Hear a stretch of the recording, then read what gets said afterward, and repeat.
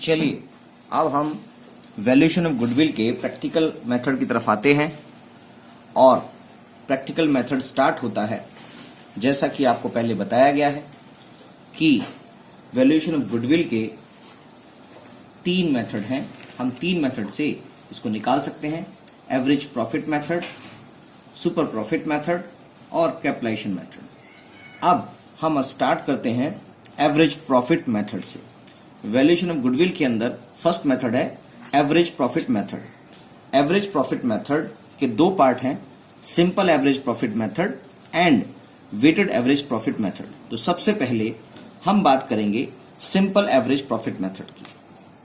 हम बात करेंगे सिंपल एवरेज प्रॉफिट मेथड की, यानी कि ए पार्ट करते हैं हम सिंपल एवरेज प्रॉफिट मेथड।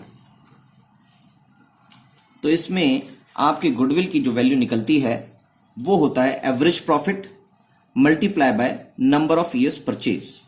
यहां पर नंबर ऑफ ईयर्स परचेज का मतलब है number of years purchase means the number of years for which the firm is likely to earn same amount of profit after change of ownership because of efforts put in the past. इसका मतलब यह है कि जो यहां पर number of years purchase की value आने वाली है वो ये दिखाएगी कि जो पास्ट में एफर्ट्स किए गए हैं प्रॉफिट लाने के लिए, उस एफर्ट्स की वजह से फ्यूचर में जो प्रॉफिट आना है वो कितना होगा। क्या वो यही मेंटेन रहेगा इतने से? जिस समय तक यही प्रॉफिट मेंटेन रहता है उसी को हम नंबर ऑफ ईयर्स परचेज मान लेते हैं। मान लीजिए एग्जाम्पल के तौर पे कि आपका जो प्रॉफिट है लास्ट 5 ईयर्स में एवरेज प्रॉफिट 10,000 रुपए आता था, और क्योंकि हमने पास्ट एफर्ट्स ऐसे कर रखे हैं कि अगले 5 सालों तक सेम एवरेज प्रॉफिट आता रहेगा, तो नंबर ऑफ परचेज की वैल्यू हो जाती है 5। क्या बात समझ में आ गई? हाँ सर, समझ में आ गई। तो अब इस तरह से इस मेथड से हम गुडविल कैलकुलेट करेंगे, तो उसके लिए हमें सबसे पहले जरूरत होगा normal business profit. For calculating value of goodwill we have to calculate normal business profit और फ्यूचर मेंटेनेबल प्रॉफिट। यानी कि सबसे पहले हमें इस प्रॉफिट को देखना है कि जो हमारे पास प्रॉफिट आ रहा है क्या वो बिजनेस प्रॉफिट के हिसाब से नॉर्मल बिजनेस प्रॉफिट है या उसमें कुछ अबनॉर्मल चीजें भी इंक्लूड हैं। तो सबसे पहले जो अबनॉर्मल चीजें इंक्लूड होती हैं उनको हम एडजस्ट कर लेते हैं, चाहे वो अबनॉर्मल लॉस के रूप में हो चाहे अबनॉर्मल प्रॉफिट के रूप में हो। उसके बाद हमारा नॉर्मल बिजनेस प्रॉफिट आ जाता है। तो चलिए स्टार्ट करते हैं नॉर्मल बिजनेस प्रॉफिट निकालने का मेथड। तो सबसे पहले हमें चाहिए जो हमारे पास क्वेश्चन में गिवन होगा, नॉर्मल बिजनेस प्रॉफिट निकालने के लिए हमारे पास अवेलेबल होगा प्रॉफिट। ये क्वेश्चन में अवेलेबल होगा, ये गिवन होगा आपके पास, यानी कि इसमें से अभी एडजस्टमेंट करनी बाकी है, तो हम इसको बिफोर एडजस्टमेंट बोल देते हैं।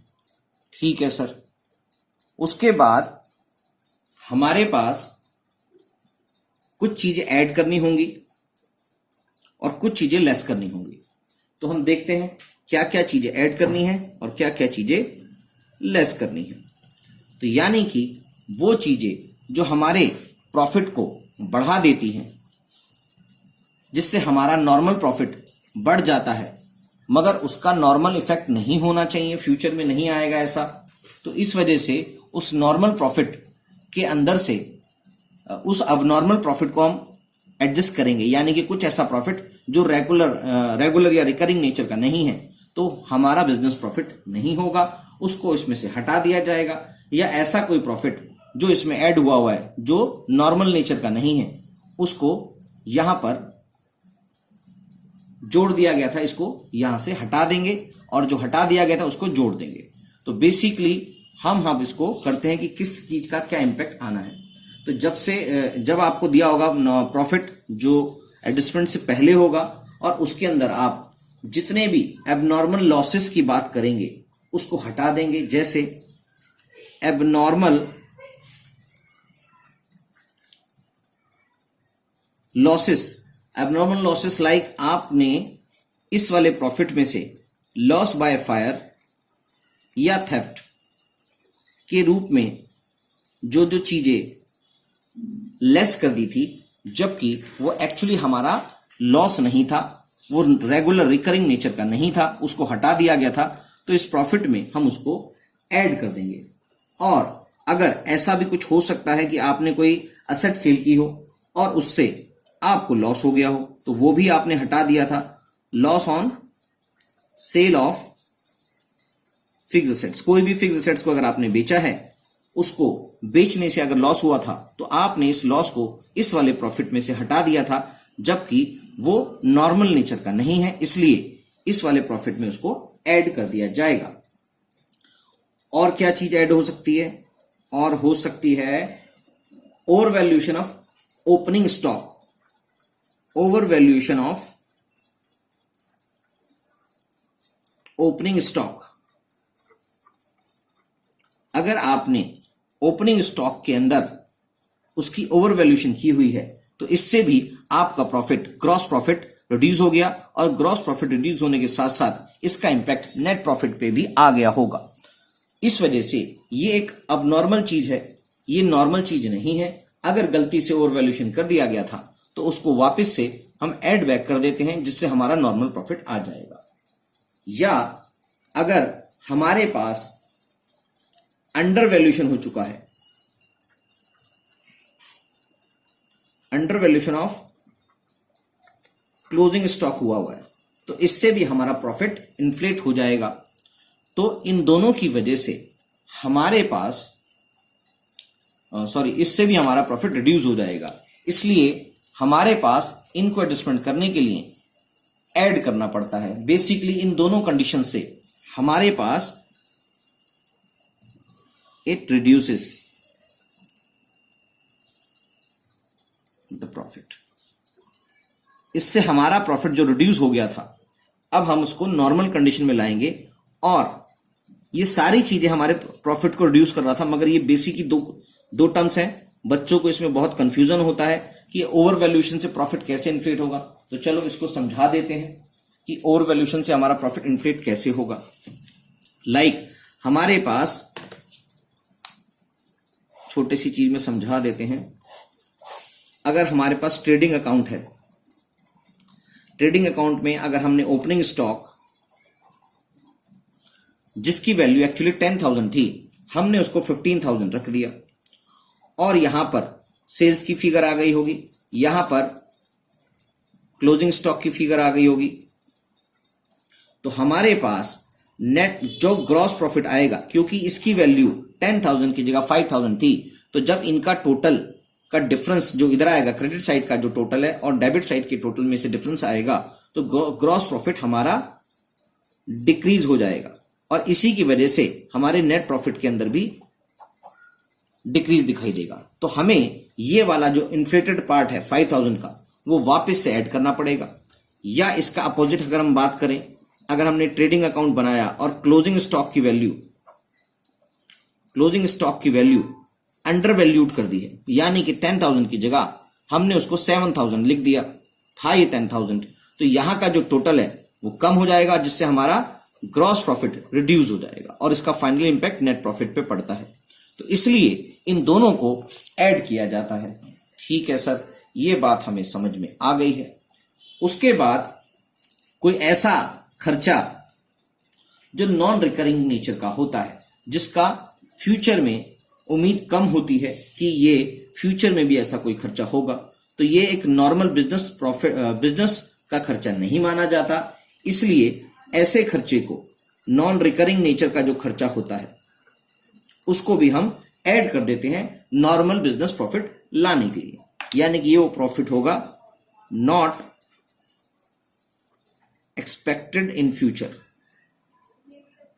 ऐसा खर्चा जो फ्यूचर में एक्सपेक्टेड नहीं है, उसको हम वापस से जोड़ देंगे, क्योंकि इस तरह का खर्चा नॉर्मल बिजनेस के अंदर नहीं होता। तो इसलिए इस खर्चे को भी हम बिजनेस प्रॉफिट निकालने के लिए ऐड कर देंगे।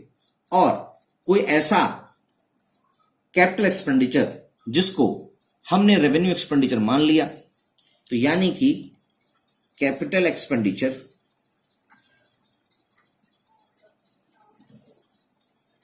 Charge as revenue expenditure. अगर कोई ऐसा खर्चा जो कैपिटल नेचर का था मगर हमने उसको रेवेन्यू नेचर का रख दिया, अगर इसका मैं एक एग्जांपल देके बताऊं, इसका एग्जांपल हो गया परचेज मशीनरी और बिल्डिंग और कोई भी capital asset debited to purchase account, debited to purchase account, जबकि ये मशीनरी अकाउंट में जाना चाहिए था और आपने इसको गलती से परचेज अकाउंट में डेबिट कर दिया, तो इससे हमारा प्रॉफिट, नॉर्मल बिजनेस प्रॉफिट कम हो जाता है।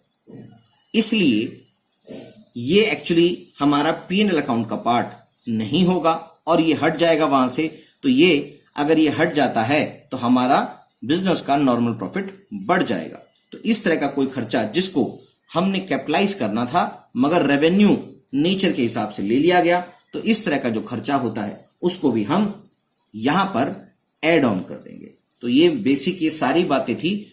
इस नेचर की कोई भी चीज ऐसी रिकरिंग नेचर की या कोई एरर वाली ऐसी कोई चीज जिससे हमारे प्रॉफिट घट गए होंगे, उन सारी चीजों को नॉर्मल बिजनेस प्रॉफिट निकालने के लिए आप इसके अंदर सारी चीजें ऐड कर देंगे। ठीक है सर, ये बात समझ में आ गई।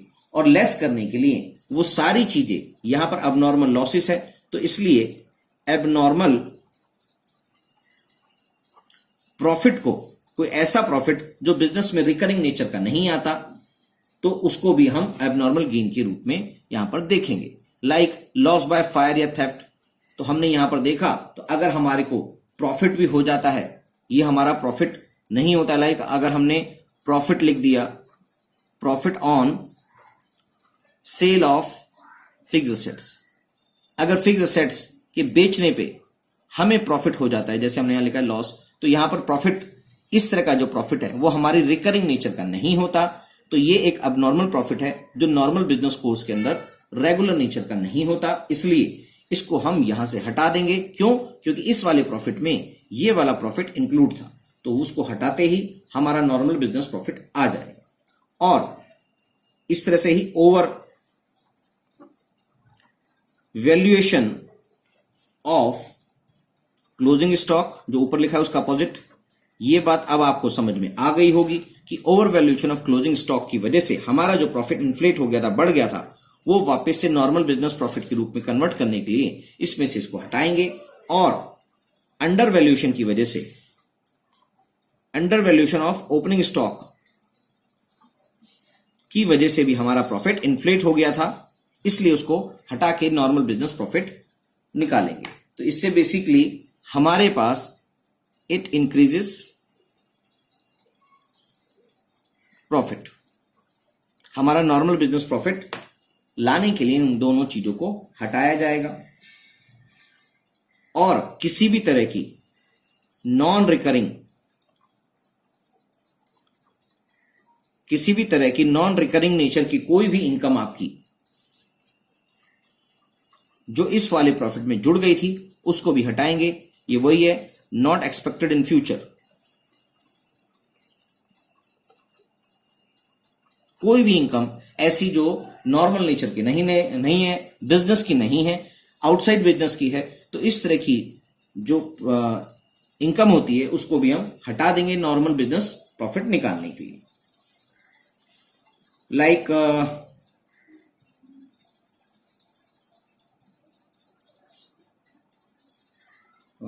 ये तो चलो ठीक हो गया। और अगर कोई ऐसी चीजें नॉन रिकरिंग नेचर की, नॉट एक्सपेक्टेड, ये हो गया, ठीक है। और अगर पार्टनर की सैलरी, क्वेश्चन में आ सकता है ऐसा, अगर पार्टनर की सैलरी डिडक्ट नहीं की गई थी तो भी इसमें से हटा दी जाएगी, क्योंकि वो एक नॉर्मल बिजनेस प्रॉफिट है। ये अलग से मैं बता रहा हूं, अगर पार्टनर की सैलरी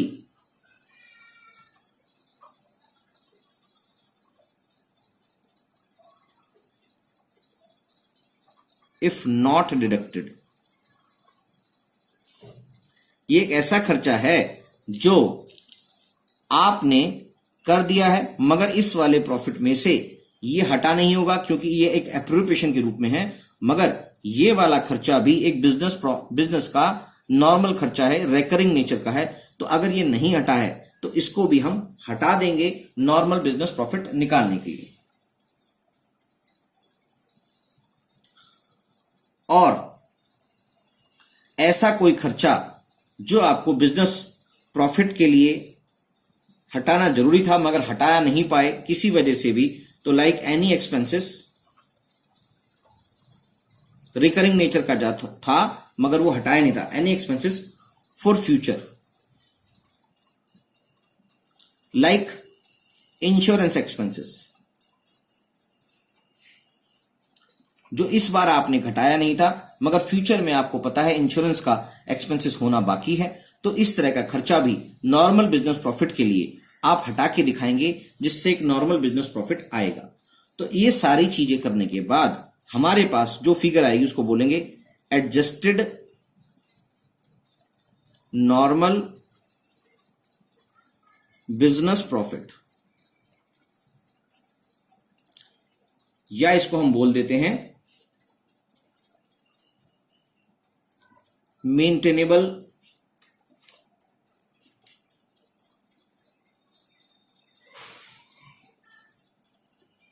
इसको हम बोल देंगे, एक और नाम था हमने इसको देखा था, future maintainable profit, correct, future maintainable profit.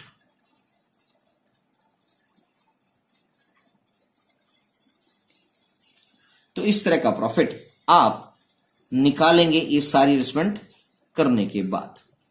ठीक है सर, अब हमें ये एक चीज समझ में आ गई है, तो एक बारी और इसको पढ़ेंगे तो समझ में आ जाएगा। तो चलो मैं ही समझा देता हूं दोबारा से एक बार पढ़ के।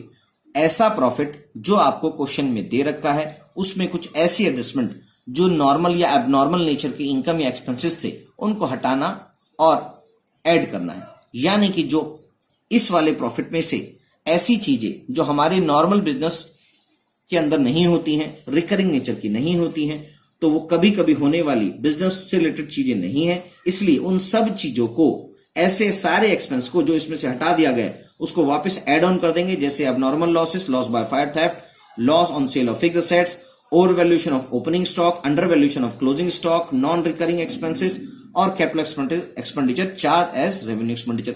और ऐसी चीजें जो आपने ऑलरेडी इस बिजनेस में से हटा दी थी, इस प्रॉफिट में से हटा दी थी, जो एक्चुअली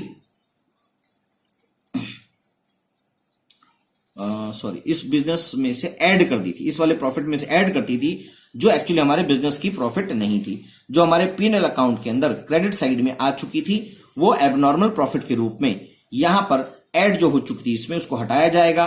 और over valuation of closing stock और under valuation of opening stock, जिससे हमारा प्रॉफिट इन्फ्लेट होके इंक्रीज हो चुका था, उसको भी हटाया जाएगा। और नॉन रिकरिंग नेचर की कोई भी इनकम जो फ्यूचर में एक्सपेक्टेड नहीं है उसको भी यहां से हटा देंगे। और पार्टनर्स की सैलरी इफ नॉट डिडक्टेड, अगर ये रिकरिंग नेचर की होती है और इसको अगर डिडक्टेड नहीं किया है तो नॉर्मल बिजनेस का प्रॉफिट इसको हटाने के बाद ही निकलेगा, डिस्पाइट कि ये एप्रोप्रिएशन भी होता है, तो भी पार्टनर्स की सैलरी को नॉर्मल बिजनेस प्रॉफिट निकालने के लिए हटाया जाएगा।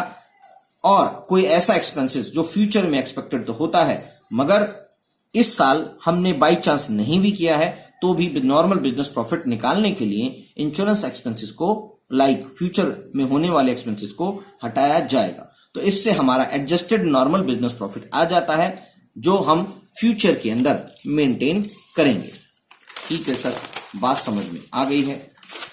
तो इस चीज को समझने के लिए हम एक क्वेश्चन कर लेते हैं जिससे हमको क्लियरिफाई हो जाए कि ये किस तरह से काम करेगा। ठीक है सर, हम इसको एक क्वेश्चन के रूप में करते हैं और हम समझ लेंगे कि ये हो गया, अब समझ में आ जाएगा। तो चलो बच्चों एक क्वेश्चन कर लेते हैं। हमारे पास एक क्वेश्चन है,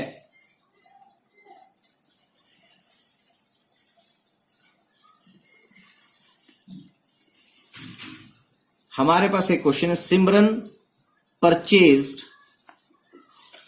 अनीता's business on 1st April 2019. It was agreed to value goodwill at 3 years purchase of average normal profit of past 4 years. The profit of Anita's business for the last 4 years were 4 साल का profit इन्होंने given है और इसकी जो goodwill की value है वो 3 years purchase value of average normal profit की होगी। कौन से एवरेज नॉर्मल प्रॉफिट की? लास्ट 4 years की। तो सभी जो भी हमने स्टेटमेंट बनाई थी उससे हम बेसिकली सभी ईयर्स का नॉर्मल प्रॉफिट निकाल लेंगे और उसका एवरेज, सभी मतलब चार ईयर्स का एवरेज प्रॉफिट निकाल लेंगे और उसके बेसिस पर उनकी एवरेज निकाल लेंगे। एवरेज निकालने के बाद उसको मल्टीप्लाई बाय 3 कर देंगे तो हमारी गुडविल की वैल्यू हो जाएगी। तो 31 मार्च 2016, 17, 18 और 19 के हमारे पास प्रॉफिट अवेलेबल है। Following further facts are noticed from the books of accounts that during the year ended 31st March 2016 an assets was sold at a gain, that is profit of rupees 10,000। यानी कि आपके पास ये लिखा हुआ है कि 2016 में हमने एक एसेट को बेचा था जिसके अंदर हमको प्रॉफिट हुआ था 10,000 का, जिसके अंदर इस वाले प्रॉफिट में ये वाला प्रॉफिट इंक्लूड है। इसका मतलब ये वाले प्रॉफिट को हटाया जाएगा। ठीक है सर, हमें बात समझ में आ रही है। During the year ended 31st March 2017, a machine got destroyed in accident। चलिए इसको साथ साथ बता भी देते हैं, इसमें ज्यादा कुछ करने की चीज है नहीं।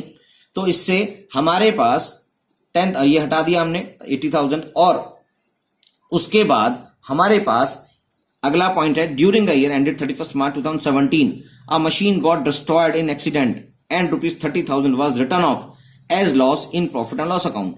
एक हमारी मशीन कोई एक्सीडेंट में डिस्ट्रॉय हो गई थी और उसका जो लॉस है वो profit and loss appropriation account के प्रॉफिट एंड लॉस अकाउंट के अंदर डेबिट कर दिया गया था। यानी कि इसमें से वो हट गया था, 17 के प्रॉफिट में से हट गया था, तो उसको हम वापस एड ऑन कर देंगे। तो सर हमने इसको प्लस कर दिया और उसके बाद during the year ended 31st March 2018 इस वाले the firm's assets were insured due to oversight were not insured due to oversight insurance premium being 10,000। हमने 31 मार्च 2018 के अंदर फर्म्स की असेट जो हमसे इंश्योरेंस करनी रह गई थी, मगर नॉर्मल बिजनेस कोर्स के अंदर हमें इंश्योरेंस करवाना होता है, तो इसमें से ये वाला प्रॉफिट जो 10,000 होना बाकी था वो हुआ नहीं है, तो इंश्योरेंस का अमाउंट 10,000 रुपीज यहां से लेस करना पड़ेगा। तो हमने इसको लेस कर दिया और 31 मार्च 2019 के लिए कोई भी इंफॉर्मेशन नहीं है।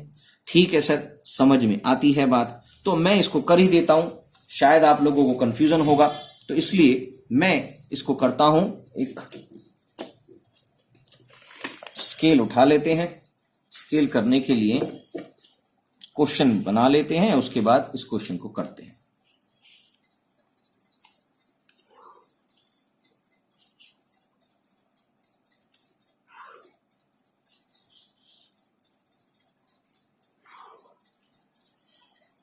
हमारे पास ईयर एंडेड में क्वेश्चन में है ईयर एंडेड 31 मार्च 2016। हमें आपकी वैल्यू निकालनी है गुडविल की।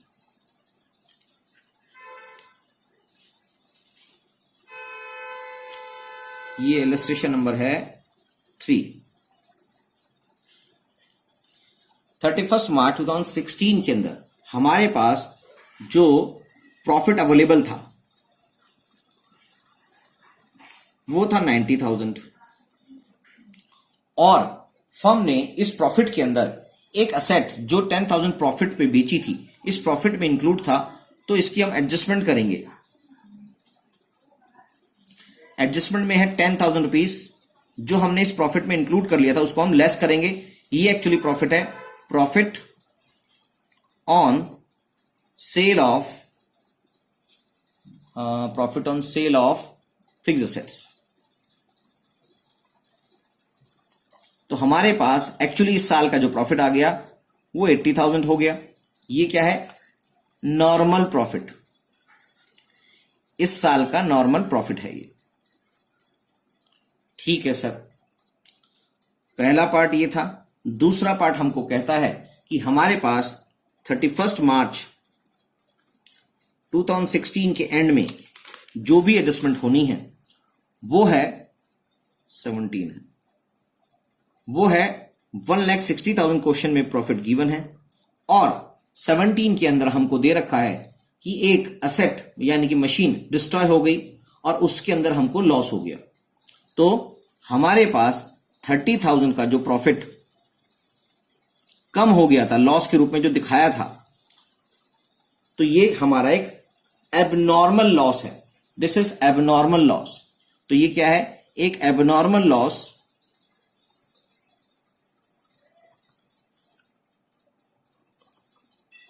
Due to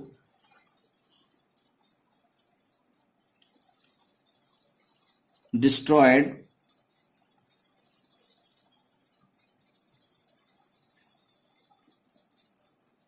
of machine।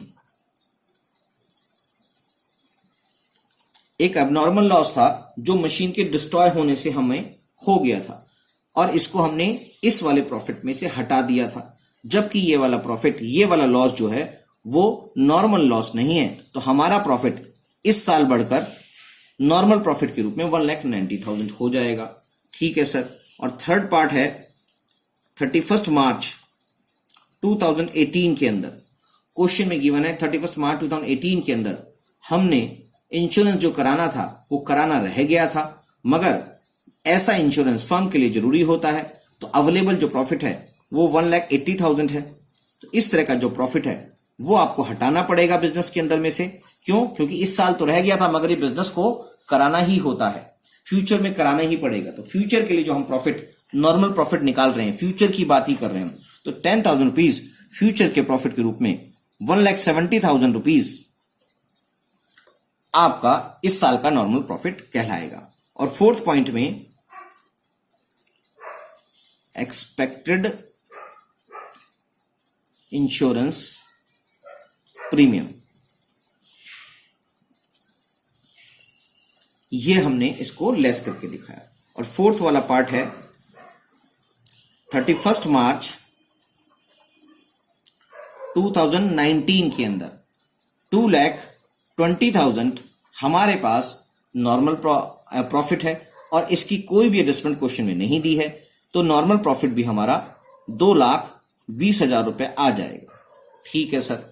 तो इसके बाद हम इसको टोटल नॉर्मल प्रॉफिट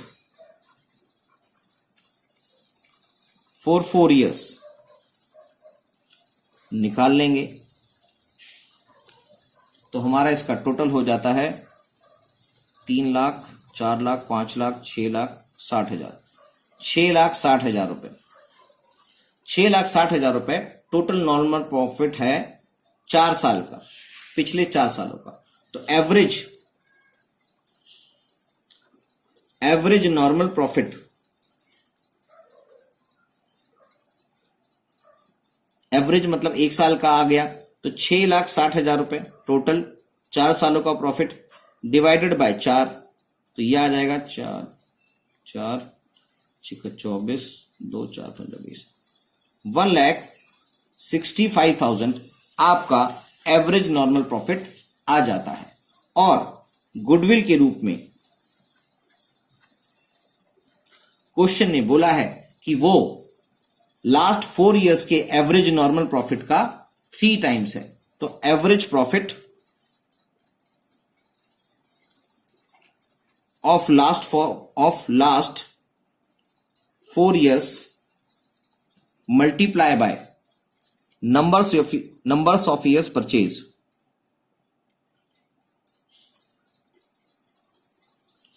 यानी कि आपके पास जो प्रॉफिट आ रहा है वो अमाउंट आएगा 1,65,000 जो अभी हमने निकाला है, और क्वेश्चन में नंबर ऑफ ईयर्स परचेज दे रखे हैं 3, तो ये अमाउंट आ जाता है 0 0 0 15 1 1 4,95,000। तो ये बात यहां पर आ जाएगी और इसी को बोलेंगे गुडविल। इस साल की जो गुडविल कैलकुलेट होके आई है वो ये है, यानी कि फर्म अगर आज बेची जाती है तो फर्म अपने लिए गुडविल का अमाउंट भी रिसीव करेगा जो होगा 4,95,000। हाँ सर, ये बात समझ में आ गई है। चलिए फिर हम एक और क्वेश्चन करते हैं। मगर आज के लिए तो बहुत लंबी क्लास हो जाएगी, तो हम ये वाला क्वेश्चन अगली क्लास में करेंगे। तब तक के लिए आप इसी क्वेश्चन को रिवाइज करेंगे और फिर अगले क्वेश्चन की वेट करेंगे। चलिए बाय बाय, टाटा।